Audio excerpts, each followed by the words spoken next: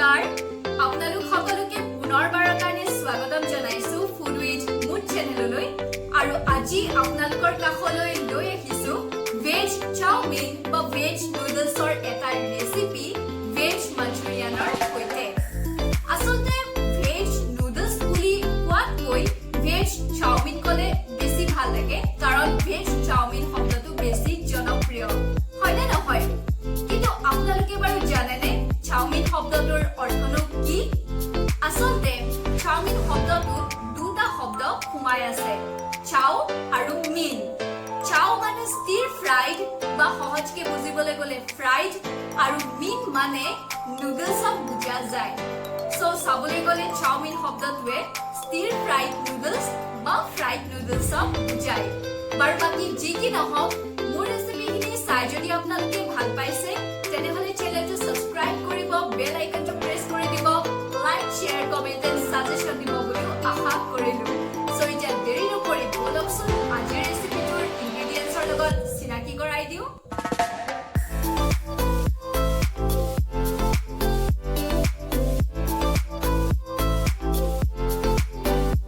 মই প্ৰথমতে লৈছো চাওমিন বা নুডলছ আৰু এইখিনি বজাৰত সচৰাচৰ দেখা পোৱা নৰ্মেল নুডলছই হয় নৰ্মেল মানে হাক্কা নুডলছ নহয় আপোনালোকে ইচ্ছা কৰিলে হাক্কা নুডলছো ল'ব পাৰে আমি আজি যেহেতু ভেজ চাওমিন বা ভেজ নুডলছ বনাবলৈ লৈছো সেইটো কাৰণে আপোনালোকে নিজৰ ইচ্ছা অনুসৰি ভেজিটেবলছ বা চব্জিখিনি ল'ব পাৰে মই আজি লৈছো ভেজিটেবলছৰ ভিতৰত এটা কেপচিকাম গুটেটো ব্যৱহাৰ নকৰো ধৰক অকণমান বন্ধাকবি সৰু গাজৰ দুটামান দুটা ডাঙৰ সাইজৰ পিয়াজ কেঁচা জলকীয়া কেইটামান লৈছো অলপমান সৰহকে নহৰু ৰেড চিলি ফ্লেক্স লম প্ৰায় 1 চামুচ 1 চামুচৰ সমান হোৱাইট ভিনেগাৰ 1.5 চামুচৰ সমান জালুক আৰু বগা তিল লৈছো মই 1 চামুচৰ সমান এতিয়া এই গোটেইখিনি ইনগ্ৰেডিয়েন্টছ আমি দুইটা ৰেচিপি মানে ভেজ মাঞ্চুৰিয়ান আৰু ভেজ চাওমিন দুইটাতে ব্যৱহাৰ কৰিম সেইটো কাৰণে অকণমান পৰ্চনটো বেছি নিচিনা লাগিছে সসৰ ক্ষেত্ৰতো আপোনালোকে নিজৰ পছন্দ মতে ব্যৱহাৰ কৰিব পাৰে মই আজি লৈছো প্ৰায় আধা চামুচৰ সমান টাবেস্কো সস এই সসটো অকণমান জ্বলা হয় যদি আপোনালোক স্পাইচি লাভাৰ খুব ভাল পাব সসটো লগত লম গ্ৰীণ চিলি সস প্ৰায় আধা চামুচৰ সমান ৰেড চিলি সস আধা চামুচৰ সমান আৰু 2.5 চামুচৰ সমান ডাৰ্ক সয়া সস মই লৈছো আৰু আপোনালোকৰ ওচৰত যদি এই গুটেইখিনি সস নাথাকে তেনেহ'লেও কোনো কথা নাই মই কৈছো সস ব্যৱহাৰ কৰাটো আপোনালোকৰ নিজৰ পছন্দৰ ওপৰত ডিপেন্ড কৰিব কিন্তু এটা কথা আপোনালোকে সয়া সস ব্যৱহাৰ কৰিবই লাগিব বাকিখিনি সস ব্যৱহাৰ কৰক নকৰক কোনো কথা নাই আমাৰ চাওমিনখিনি বা নুডলছখিনি কিমান বেছি ফ্লেভাৰফুল হ'ব হেতু বহুতখিনি ডিপেন্ড কৰিব এই ষ্টেজটোতে আমি প্ৰথমতে নুডলছখিনি বইল কৰি ল'ব লাগিব প্ৰায় 80% মান বইল কৰি ল'ম তাৰ কাৰণে মই 1.5 লিটাৰ পানীত 1.5 চামুচৰ সমান নিমখ দি লৈছো আসলতে পানীখিনি নিমখীয়া কৰি ল'ব লাগিব যাতে নুডলছৰ ভিতৰলৈ নিমখ সোমাব পাৰে যেতিয়া পানীখিনি লৈ ভালকে উবাল আহিব তেতিয়াই নুডলছখিনি দি দিব লাগিব নুডলছখিনি দিয়ে প্ৰথমতে লৰাই নিদিব অকণমান সময় নুডলছখিনি পানীৰ লগত এডজাষ্ট হ'বলৈ দিব তাৰ পিছতহে লৰাব মই কৈছোৱে আমি নুডলছখিনি 80% মান বইল কৰিব লাগিব মানে এডাল নুডলছ চেক কৰি চাব যদি চাওমিন বা নুডলছ ডাল ধুনীয়াকে ছিগি গৈছে হাতত যদি বেছি আঠা লগা নাই তেনেহ'লে সেই ষ্টেজটোৱে হৈছে পাৰফেক্ট ষ্টেজ মোৰ এই ষ্টেজটোৱে পাৰফেক্ট ষ্টেজ কাৰণ মই এতিয়া চেক কৰি চাইছো আৰু ধুনীয়াকে চাওমিন ডাল বা নুডলছ ডাল ছিগি আহিছে আৰু এতিয়া লগালগ আমি গৰম পানীখিনি ৰিমুভ কৰি ঠাণ্ডা পানীত গোটেই চাওমিনখিনি দি দিছো যাতে অতিৰিক্তভাৱে সিজাৰ প্ৰক্ৰিয়াটো বন্ধ হৈ যায় আকৌ পানীখিনি টুকি লৈছো সেম প্ৰচেছ আকৌ এবাৰ কৰিম বেলেগ এখিনি ভাল পানীৰ লগত।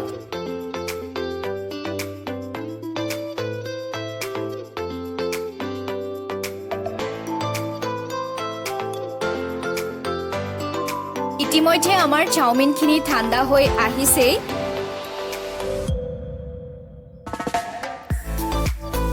এতিয়া এখন বহল ট্ৰে বা ডিছত অকণমান ৰিফাইন তেল ঘঁহি লৈছোঁ যাতে তাৰ ওপৰত মই নুডলছখিনি মেলি দিব পাৰোঁ। কাৰণ নুডলছখিনি যদি এখন ট্ৰেত ডাইৰেক্ট মেলি দিয়ে তেতিয়া তাৰ তলৰ ফালে অকণমান আঠা লগাৰ নিচিনা হোৱাৰ চান্স থাকে। অকণমান মিলাই দিছোঁ নুডলছখিনি।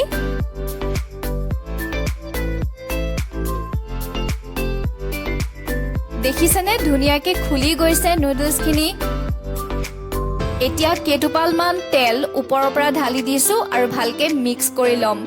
আমি প্ৰায় আধা ঘণ্টামান ফেনৰ তলত ৰাখিব লাগিব, তেতিয়া চাওমিনখিনি খুব ধুনীয়াকৈ খুলি যায়। এতিয়া চাওমিন বনাবৰ কাৰণে আমি বাকীখিনি প্ৰিপাৰেশ্যনো কৰি ল'ব লাগিব। গোটেইখিনি চব্জি দীঘলে দীঘলে কাটি ল'ম। পাতলকৈ কাটি লৈছোঁ মই এতিয়া পিঁয়াজখিনি।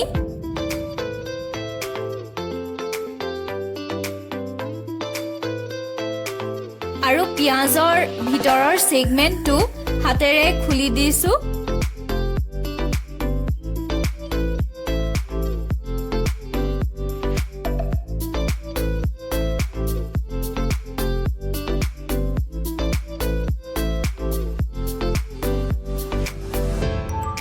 এতিয়া বন্ধাকবিৰ পাতখিনিও আমি দীঘলে দীঘলে পাতলকৈ কাটি ল'ব লাগিব। আচলতে চাওমিনৰ কাৰণে যোনখিনি চব্জি কাটিবলগীয়া হয় ইমান কষ্ট নাথাকে। আৰু এতিয়া কেপচিকামৰ এটা সৰু অংশ মই কাটি লৈছোঁ আৰু ভিতৰৰ অংশ মই এনেকৈ ছেপাৰেট কৰি ৰাখিছোঁ, কিন্তু মই পেলাই দিয়া নাই, মই বেলেগ চব্জি বনাওঁতে দি দিম, কাৰণ মই এনেকৈ চব্জি ৱেষ্ট কৰিবলৈ মন নাযায়।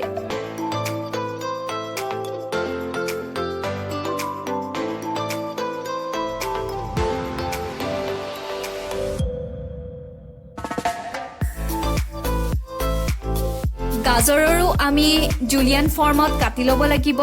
আচলতে দীঘলে দীঘলে পাতলকৈ কটাটোক জুলিয়ান ফৰ্ম বুলি কোৱা হয়। আমাৰ চব্জিখিনি ৰেডি হৈ গৈছে, মানে মেইন চব্জিখিনি। এতিয়া নহৰুখিনিও সৰু সৰুকৈ কুটি ল'ব লাগিব। তাৰ কাৰণে প্ৰথমতে মই সৰুকৈ মানে পাতলকৈ স্লাইচ কৰি লৈছোঁ।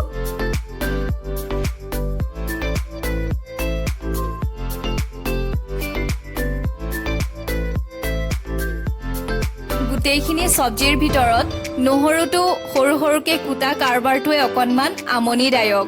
জলকীয়াখিনিও কাটি লৈছোঁ। এতিয়া ক'লা জালুকখিনি ড্ৰাই ৰোষ্ট কৰি আমি ভালকৈ পিচি ল'ম।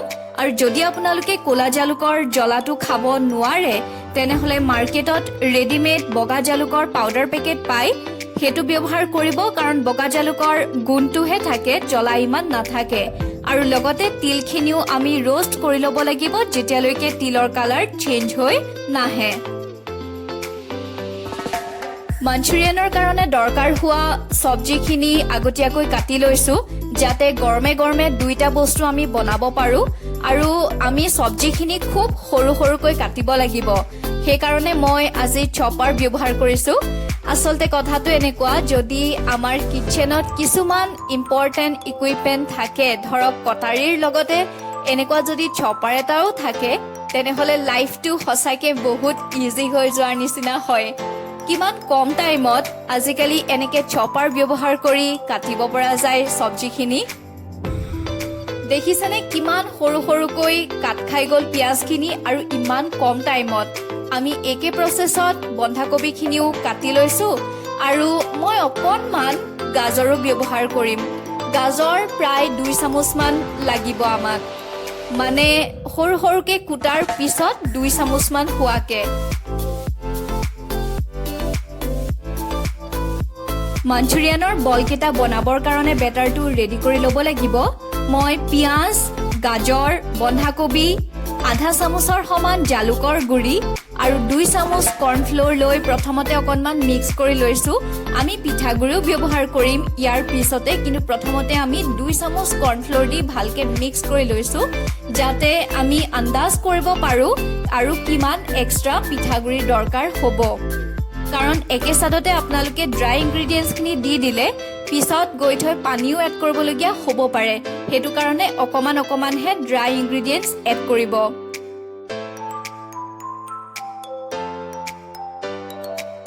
এতিয়া মই পিঠাগুড়ি দিছো প্ৰায় 2.5 চামুচৰ সমানে পিঠাগুড়ি দিছো মই আৰু নিমখ এই ষ্টেজত ব্যৱহাৰ কৰা নাই একেবাৰে ফ্ৰাই কৰাৰ আগতে আমি নিমখখিনি দিম এতিয়া বেটাৰটো ৰেষ্টত থম আমি বেটাৰটো প্ৰায় 10 মিনিট মান সময় এনে ৰাখি থৈছিলো এতিয়া সোৱাদ অনুসৰি নিমখ এড কৰি লম আৰু আসলতে এই গুটেইখিনি বস্তু প্ৰিপাৰেচন এই কাৰণে কৰা হৈছে কাৰণ চাওমিন আৰু মাঞ্চুৰিয়ানৰ কুকিং টাইম প্ৰায় একেই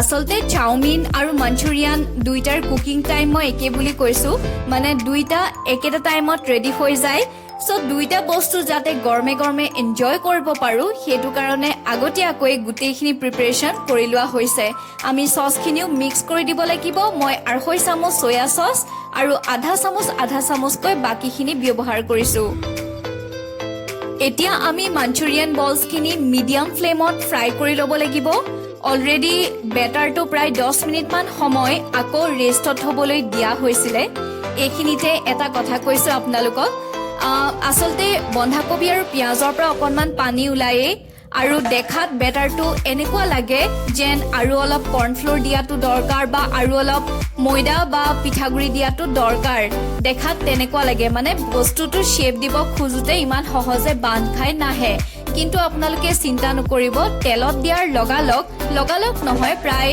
1 মিনিট মানৰ পিছত এনো নিজৰ শেপটো লয়ে হেতু কাৰণে এক্সট্ৰা কৰ্ণফ্লোৰ বা এক্সট্ৰা ময়দা এড কৰি নিদিব দেখিছেনে কেনেকে এচামুচ তেল মাঞ্চুৰিয়ানৰ বলছ কেইটাৰ ওপৰত লগাই দিছো ফ্ৰাই কৰাৰ 1 মিনিটলৈকে আপোনালোকে বলছখিনি উলুটাই দিবলৈ চেষ্টা নকৰিব কাৰণ ভাঙি যোৱাৰ চান্স থাকে দেখিছেনে কালাৰটো কেনেকুৱা ধুনীয়া হৈছে আমাৰ মাঞ্চুৰিয়ান বলছখিনি ফ্ৰাই কৰা হৈ গ'ল এতিয়া টিস্যু পেপাৰ এখনলৈ আমি ট্ৰান্সফাৰ দি লৈছো যাতে এক্সট্ৰা অইলখিনি এবজৰ্ব কৰি লয় দেখিছেনে আমাৰ চাওমিনখিনি আধা ঘণ্টাৰ পিছত কেনেকে এডাল হৈ গৈছে যদি আপোনালোকে মই কোৱা টিপছখিনি ফলো কৰে তেনেহলে আপোনালোকৰ চাওমিন বা নুডলছ কেতিয়াও ইডালে হিডালৰ গাত লাগি নধৰে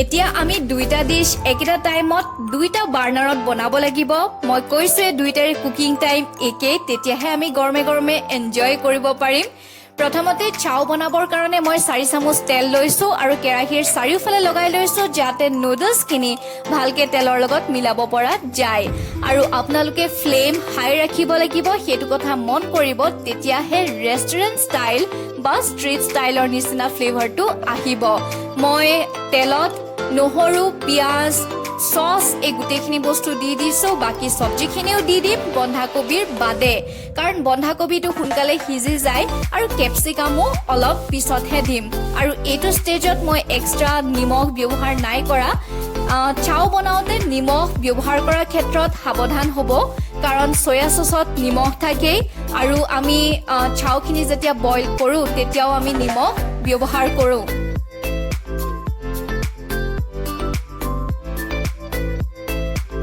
আমি সবজিখিনি কমপ্লিটলি কুক কৰিব নালাগে অকণমান আধা কেঁচা থকা অৱস্থাতে চাওখিনি ভালকে মিলাই দিম ভিনেগাৰ দিছো তাৰ পিছত জালুকৰ গুড়ি দি পেলাই ভালকে লৰাই লৈছো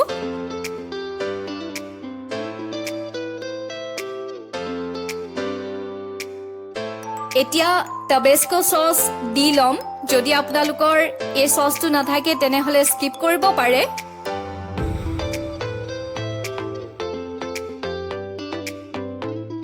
আমাৰ চাউখিনি প্ৰায় হৈ আহিছে আৰু অকণমান টাইম কুক কৰিলে হৈ যাব, মানে ফ্ৰাই কৰিলে হৈ যাব।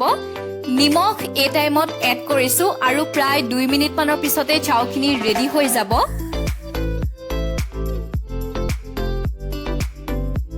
মাঞ্চুৰিয়ানৰ গ্ৰেভিৰ কাৰণে মই প্ৰায় 1.5 চামুচৰ সমান কৰ্ণফ্ল'ৰ অকণমান পানীৰ লগত ভালকৈ গুলি লৈছোঁ।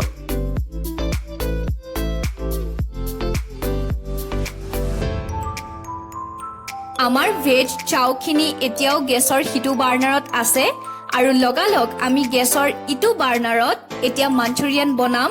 হাই ফ্লেমত বনাব লাগিব এই ডিছটোও।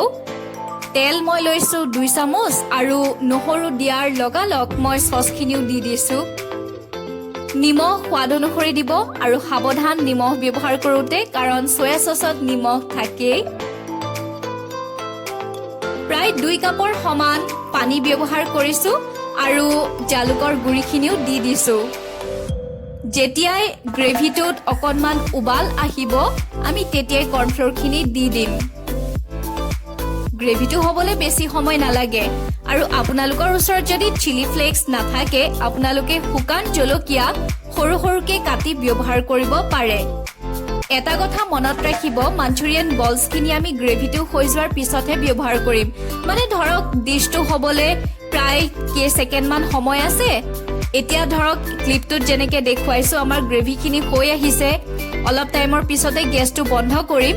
মাঞ্চুৰিয়ান বলছখিনি দি দিছোঁ, অকণমান লৰাই দিম, বগা তিলখিনিও দি দিম আৰু গেছটো লগালগ বন্ধ কৰি দিম, নহ'লে মাঞ্চুৰিয়ান বলছখিনি খুব ছফ্ট হৈ আহিব। বগা তিলখিনিও দি দিছোঁ আৰু গেছৰ ফ্লেমটো বন্ধ কৰি দিলোঁ। আমাৰ ভেজ মাঞ্চুৰিয়ান ৰেডি হৈ গৈছে। আমাৰ ভেজ চাওমিনখিনি ৰেডি হৈ গৈছে। মই অলপমান ৰেড চিলি ফ্লেক্স দি দিছোঁ, আপোনালোকৰ নাথাকিলে শুকান জলকীয়া কাটি কাটি দি দিব। এটা কথা আপোনালোকে মন কৰিছে চাগে, মই আজি চাওখিনি বনাওঁতে ইমান বেছিও চচ ব্যৱহাৰ নাই কৰা, কাৰণ অলৰেডি ভেজ মাঞ্চুৰিয়ানৰ গ্ৰেভি আছেই। যদি আপোনালোকে মাঞ্চুৰিয়ান নবনায় তেনেহ'লে চচ অকণমান বেছিকৈ ব্যৱহাৰ কৰিব। আৰু মই এটা কথা ক'বলৈ পাহৰিলোঁ, মানে ক্লিপত দেখুৱাবলৈ পাহৰিছোঁ, মই বগা তিল চাওখিনিতো ব্যৱহাৰ কৰিছোঁ গাৰ্নিচিং হিচাপে। খাবলৈ খুব টেষ্টি হয়, এটা নাটি ফ্লেভাৰ আহে। আপোনালোকেও বগা তিল ব্যৱহাৰ নকৰাকৈ নাথাকিব। ৰেচিপিটো ঘৰত ট্ৰাই কৰি চাবচোন। অলৰেডি চাও ৰেচিপি ট্ৰাই কৰি চাইছেই, এনেকৈ গোটেই কম্বো পেকটো ট্ৰাই কৰি চাব। কেনেকুৱা পাইছে কমেণ্ট ছেকশ্যনত জনাবলৈ নাপাহৰিব। পুনৰবাৰ নতুন ৰেচিপিৰ সৈতে আপোনালোকৰ কাষলৈ আহিম আৰু তেতিয়ালৈকে আহিছোঁ। Thank U.